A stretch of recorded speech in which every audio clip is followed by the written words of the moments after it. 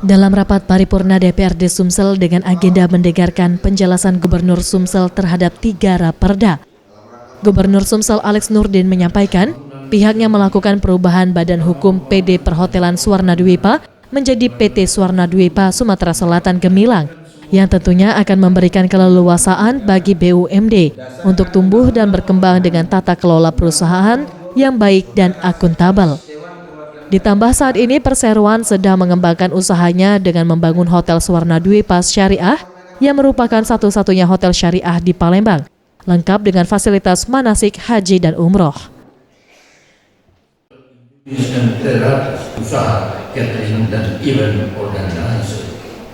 Hadirin yang saya hormati, sebagaimana dimaklumi bahwa beberapa tujuan dan sasaran pembangunan di Sumatera Selatan, sebagaimana yang tercantum dalam visi dan misi RPJMD tahun 2013-2018 adalah Sumatera Selatan sejahtera, lebih maju, dan berdaya saing internasional.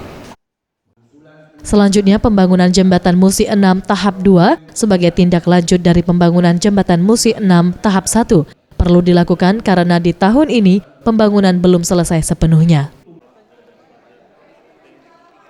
Tim Liputan Sriwijaya TV.